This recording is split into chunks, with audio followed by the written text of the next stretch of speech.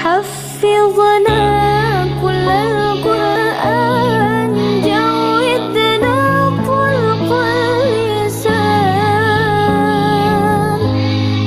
فهمنا حق البيان ثبتناه في الجنان باعدنا من الشيطان قربنا إلى الرحمن بعدنا من الشيطان قربنا إلى الرحمن بعدنا من الشيطان قربنا إلى الرحمن صلى الله على ياسين أحمد الهادي الأمين صلى الله على ياسين أحمد الهادي الأمين. Hadirin sekalian rahmati Allah, sore hari ini kita ketemuan Al-Habib Rizik bin Syihab yang insyaallah akan memberikan tausiah kepada kita. Tapi saya minta jangan ada potret-potretan supaya majelisnya khusyuk. Jadi dengarkan baik-baik, yang hudur, yang akhlak, yang adab, supaya dapat berkah di dalam majelis yang penuh berkah ini insyaallah. Kepada Habib kami persilahkan.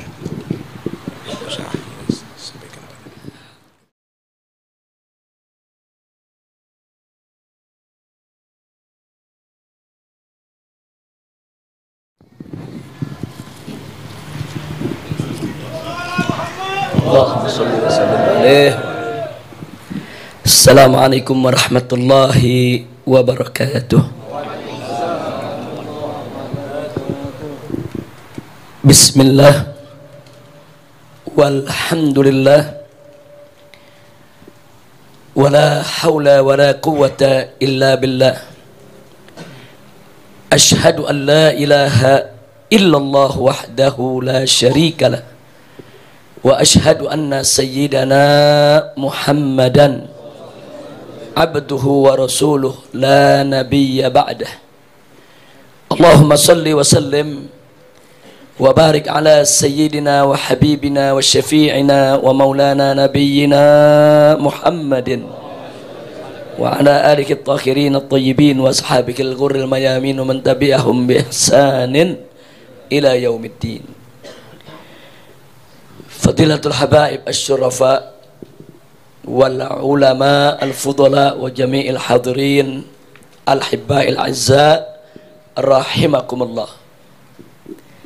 Satu kehormatan bagi saya dan satu keberkahan tersendiri saya dapatkan dengan izin Allah Subhanahu wa taala sehingga saya bisa hadir bersama segenap kaum muslimin di gubbah yang mulia ini dalam satu rangkaian acara yang penuh keberkahan, di mana di dalamnya kita membaca aneka ragam aurat, ahzab, azkar, khususnya yang disusun oleh Imam Syekh Basudan rahimahullahu taala wa nafa'allahu bi ulumih wa nafahati fid din wad dunya wal akhirah.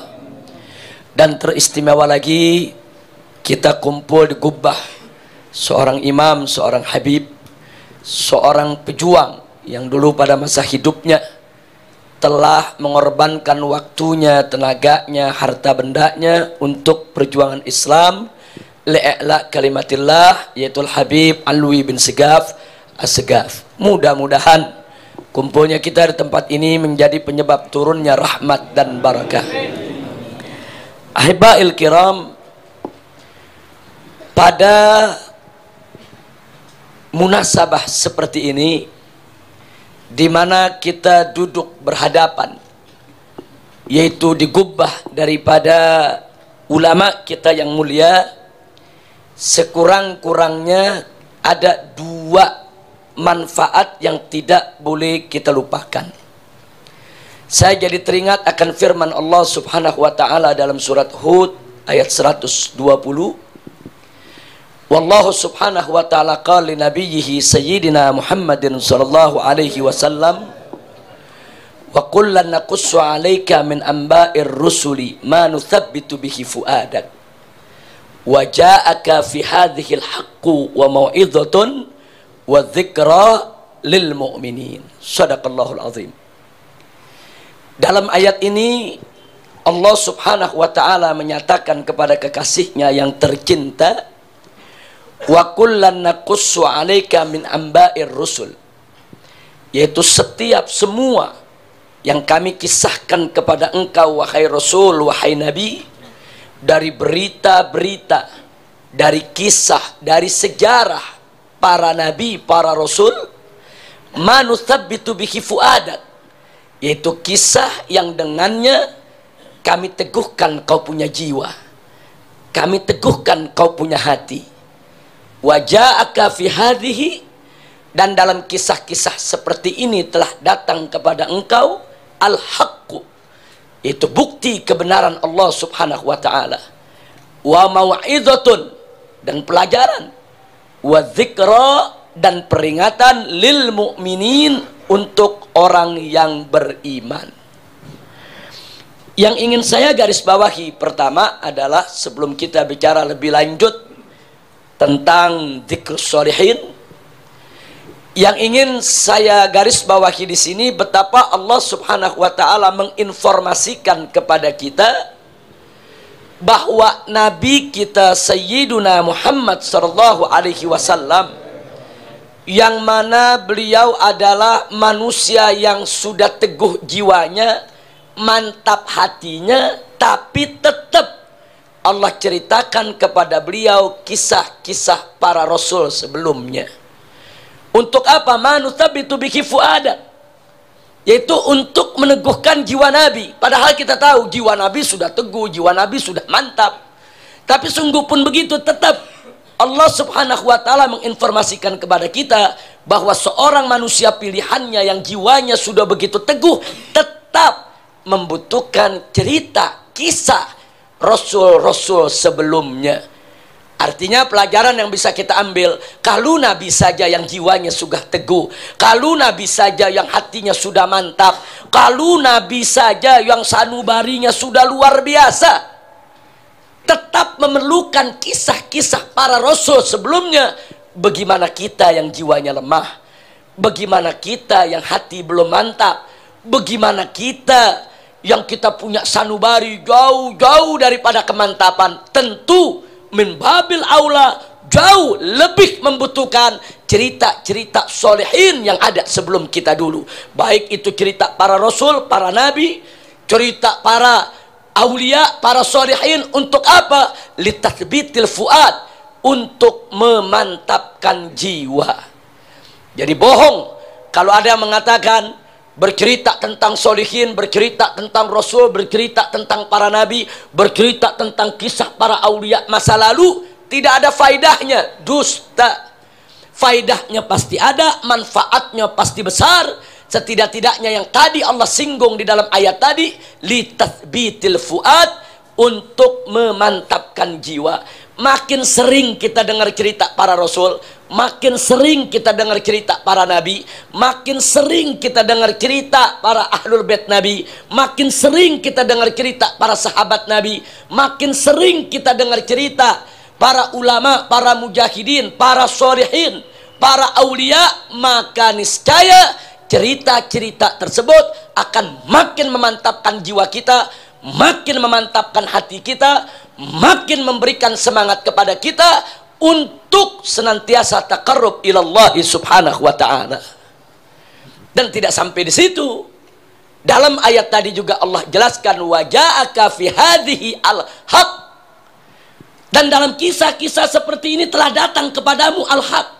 Dalam kita menceritakan kisah-kisah para nabi, para rasul, ahlul bait, dan para sahabat Nabi yang mulia, cerita para ulama, para salaf, para sholihin, para aulia, para mujahidin, di dalam semua itu ada bukti, tanda bukti kebenaran Allah subhanahu wa ta'ala, bukti kebenaran syariat yang dibawa oleh Nabi kita Muhammad sallallahu alaihi wasallam. Dan gak sampai di situ, wa mau'izatun, Dan di situ ada pelajaran yang begitu baik.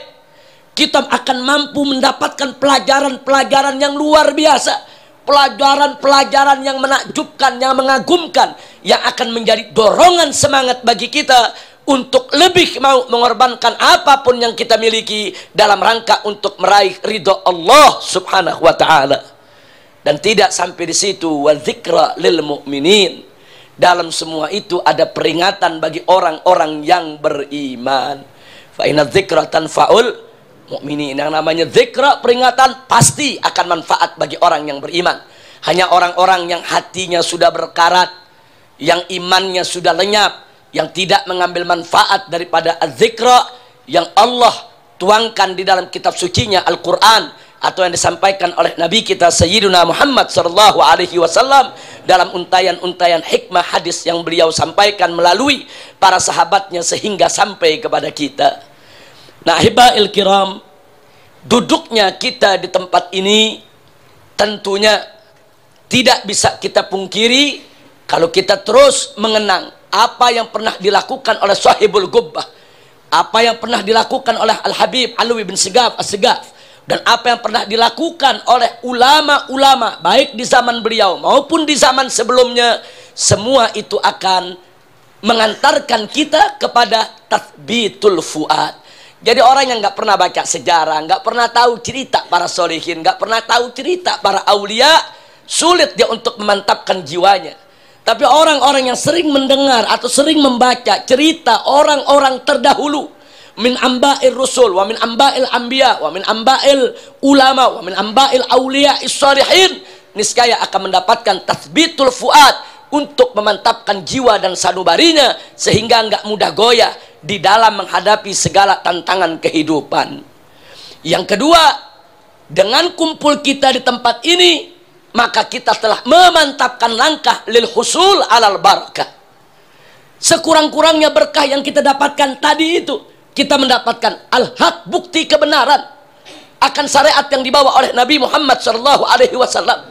Kita mendapatkan mau'idhah, kita mendapatkan zikra. Di dalam mau'idhah, di dalam zikra, di dalam bukti kebenaran Allah, di dalamnya terdapat keberkahan yang luar biasa. Belum lagi keberkahan-keberkahan lain yang kita dapatkan dari zikir kita, dari doa kita, dari sholawat kita. Semua itu bukan hanya sekedar memantapkan jiwa kita di dalam perjuangan li'i'la kalimatillahi subhanahu wa ta'ala, juga akan mengantarkan kita untuk mendapat keberkahan hidup insya Allah. Dan yang berikutnya yang tidak boleh kita lupakan, wallahu subhanahu wa ta'ala qal, Allah juga berfirman dalam Al-Quranul Karim, faqala ta'ala, ya ayyuhalladzina amanu taqullah wa kunu ma'as-sadiqin. Hei orang-orang yang beriman, bertakwalah kamu sekalian, wa kunu ma'as-sadiqin, dan hendaklah kamu selalu bersama orang-orang yang shadiqin. Orang-orang yang shadiqin itu orang yang benar, orang yang lurus, benar akidahnya, benar syariatnya, benar akhlaknya, benar ucapannya, benar tindakannya, benar tarigahnya, benar pemikirannya, benar keyakinannya, benar segala apa yang dilakukannya, yaitu di dalam menjalankan perintah Allah dan Rasulnya. Ini Allah punya perintah, wa kunu ma'as-sadiqin. Jadi kita diperintahkan oleh Allah untuk selalu hati kita, jiwa raga kita untuk senantiasa bersama orang-orang yang shadiqin, ahya'an wa amwatan. Baik orang-orang yang shadiqin itu telah meninggal dunia ataupun mereka masih hidup ada di tengah-tengah kita. Ikuti, bukan berarti orang yang shadiqin ini sudah meninggal dunia terus kita tinggalkan, tidak. Ya, jasad mereka memang sudah kembali kepada Allah, ruh mereka memang sudah kembali kepada Allah, tapi jangan lupa karamatul auliya la tamut bimauti ashabiha. Jadi karamah kemuliaan para aulia tidak ikut mati dengan kematian daripada si walinya, saudara. Sang walinya boleh meninggal dunia kembali kepada Allah, ruhnya boleh berpisah sudah dengan jasadnya, tapi karamahnya, tapi keberkahannya yang Allah limpahkan akan terus senantiasa ada ila yaumil qiyamah. Nah, mudah-mudahan hadirnya kita di tempat ini akan lebih memantapkan jiwa kita untuk berjuang di jalan Allah subhanahu wa ta'ala. Dan insya Allah kita akan lebih mendapatkan limpahan keberkahan dari Allah subhanahu wa ta'ala, sehingga segala urusan kita dimudahkan oleh Allah, baik di dunia maupun di akhirat nanti. Amin ya rabbal alamin. Nah, yang terakhir, apalagi di zaman kita sekarang ini, di luar sana kita lihat berapa banyak yaitu pemikiran-pemikiran yang sudah keluar dari rel syariat, dari rel ajaran Nabi kita Muhammad Sallallahu Alaihi Wasallam.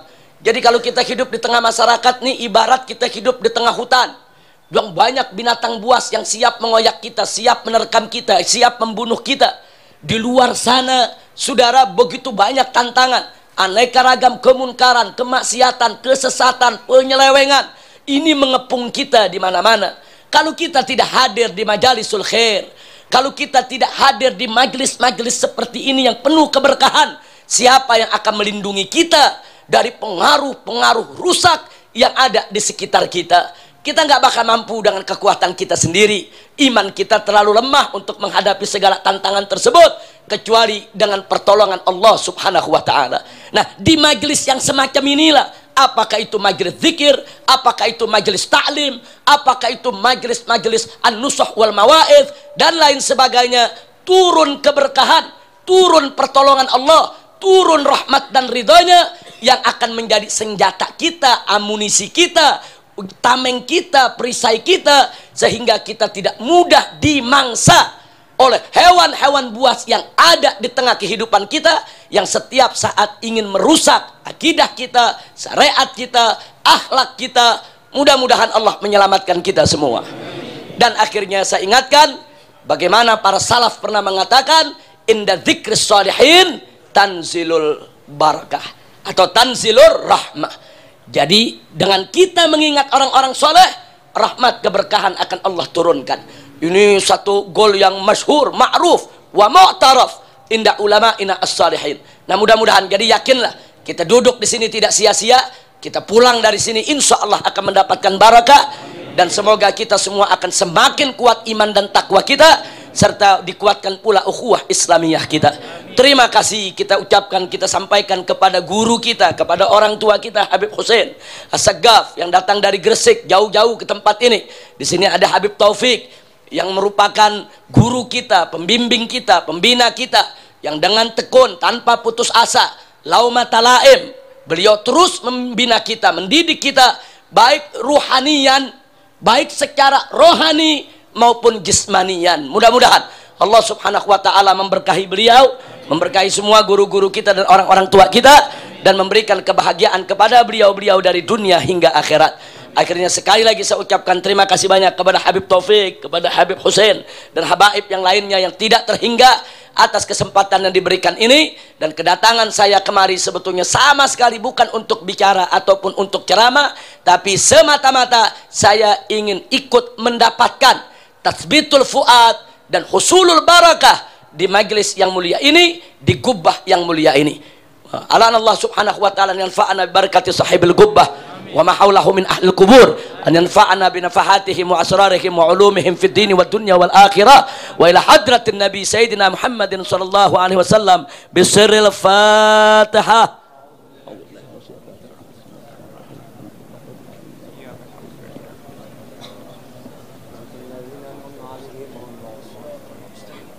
Taqabbalallahu minna wa minkum fataqabbal ya karim. Terima kasih atas segala perhatian. Saya mohon maaf atas segala kekurangan, kehilafan dan kesalahannya. Hadani Allah wa iyyakum ila siratikal mustaqim. Wassalamualaikum warahmatullahi wabarakatuh.